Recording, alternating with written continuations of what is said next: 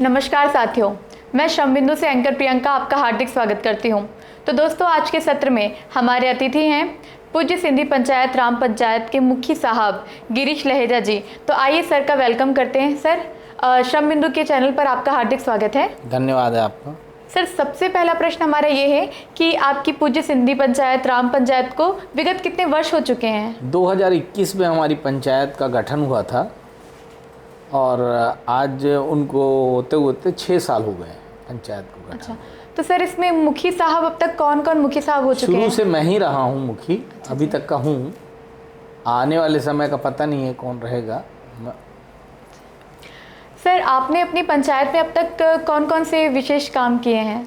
पंचायत में बहुत सारे विशेष काम हुए, जैसे मंदिर बना है और युवाओं के लिए स्पोर्ट्स का हमने आज तक का 10 सेशन हो चुका है हमारे स्पोर्ट्स में। और हर साल बड़े बड़े आयोजन होते हैं, जैसे चेटीचंड का आयोजन है और अपना 15 अगस्त 26 जनवरी को झंडा वंदन का कार्यक्रम होता है। निःशुल्क मुंडन संस्कार करवाते हैं हम लोग दशहरे में। युवाओं बुजुर्गों को तीर्थ यात्रा पे ले जाते हैं ऐसे। और ब्लड डोनेशन कैंप होता है थैलेसीमिया के बच्चों के लिए हर साल फरवरी में। और ऐसे बहुत सारे कार्यक्रम, जैसे गरबा होता है हमारे सामाजिक गरबा।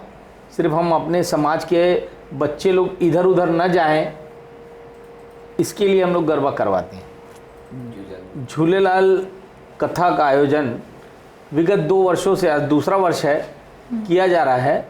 कड़ी में हम आगे झूलेलाल कथा करवाने वाले हैं 23, 24, 25 को।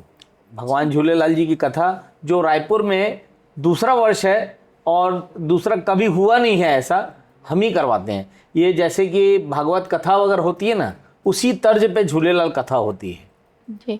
तो सर, जैसे कि आपने बताया श्री झूलेलाल जी की कथा आप विगत 2 वर्षों से करा रहे हैं, तो सर इस कथा का मुख्य उद्देश्य क्या होता है? मुख्य उद्देश्य ये है कि अपनी संस्कृति जो भूलते जा रहे हैं बच्चे, साईं हमारे चक्कर भाटा वाले संत लालदास जी साहब आते हैं उसमें, और उनके मुख से पूरी झूलेलाल साईं जी की कथा होती है, भगवान जी की, कि वो कैसे आए, उन्होंने क्या किया और कैसे हमारे समाज को जागरूक किया, कैसे उन्होंने एक एक चीज़ बताई। उसके विषय में ये कथा होती है कि समाज के बच्चे लोग अपने ही चीज़ों को भूलते जा रहे हैं, उसको ना भूले करके ये कथा करवाई जाती है।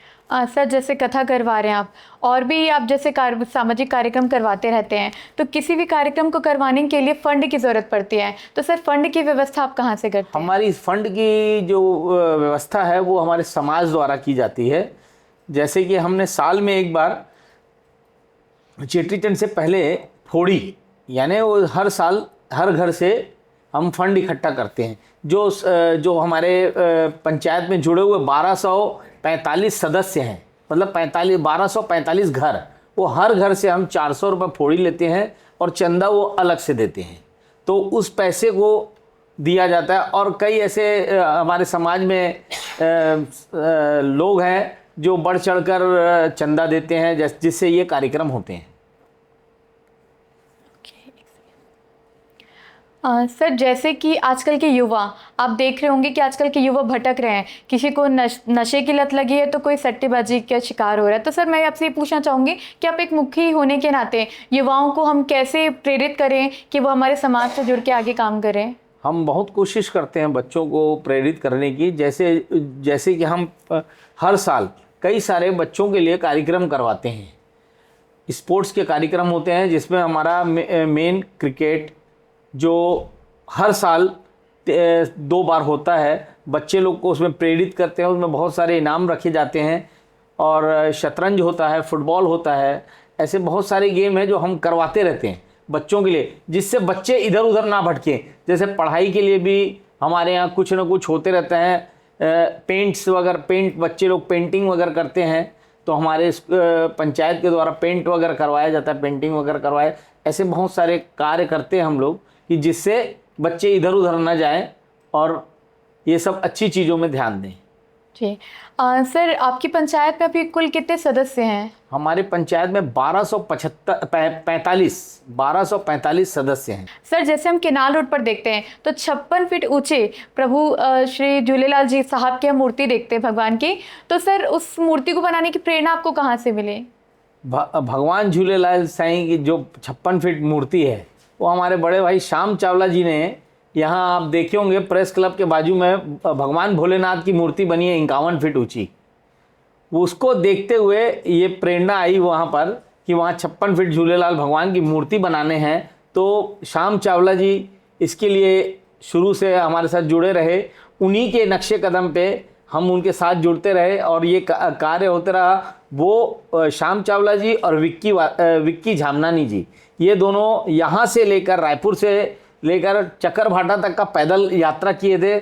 वहाँ से साईं लालदास साहिब जी का मंदिर, झूलेलाल जी का मंदिर है जो पुराना प्राचीन मंदिर है, वहाँ से झूलेलाल मंदिर के जो गर्भगृह है वहाँ से लकड़ी, लोहा और ऐसे कई सारी चीज़ें लेके आए जो भगवान झूलेलाल जी के उसमें लगाई गई हैं।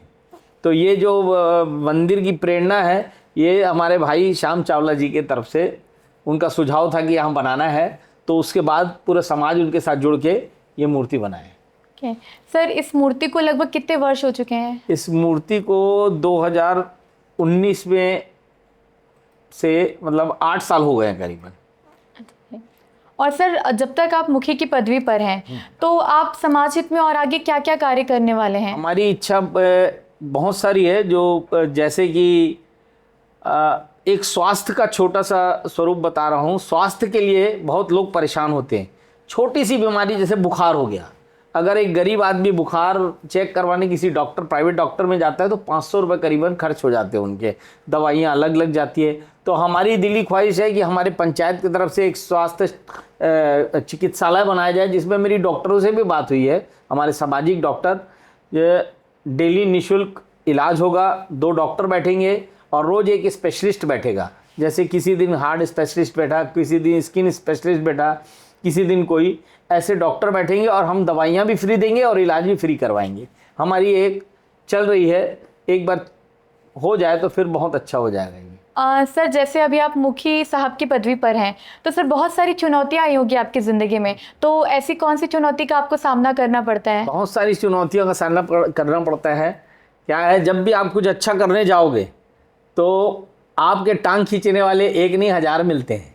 तो इसी कारण ये सब सोचने से कोई मतलब नहीं है, अपना काम करना है और समाज को कुछ करके दिखाना है। उसी उद्देश्य से मैं कोशिश करते रहता हूँ कि कुछ ना कुछ अच्छा करते रहूँ। सर आपकी पंचायत में आपको किन किन साथियों का सदैव आपको सहयोग मिलता रहता है? हमारे पंचायत में बहुत अच्छी बड़ी कार्यकारिणी है जिसमें 40 लोग हैं।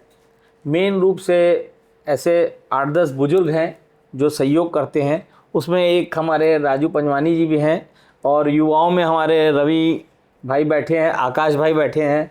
और हमारे को बचपन से ये कार्य सिखाने के लिए जो प्रेरित किया गया है, जो हम जिनको देख के सीखे हैं, वो हमारे प्रहलाद भी बैठे हैं और हमारे युवा साथी एक और हैं। ये सब साथ में शुरू से जुड़े हुए हैं, उनका मैं हृदय से धन्यवाद करता हूँ कि ऐसे ही पंचायत के साथ जुड़े रहें। हम अच्छे से अच्छा कार्य करने के लिए अग्रसर रहेंगे। धन्यवाद सर। तो ये थे हमारे पूज्य सिंधी पंचायत राम पंचायत के मुखी साहब श्री गिरीश लहेजा जी, सॉरी माफ़ कीजिएगा। तो दोस्तों ये थे हमारे मुख्य सिंधी पंचायत राम पंचायत के मुखी साहब गिरीश लहेजा जी। तो दोस्तों मिलते हैं हम अगले एपिसोड में, तो दोस्तों मिलते हैं हम श्रम बिंदु के अगले एपिसोड में। मैं एंकर प्रियंका, धन्यवाद।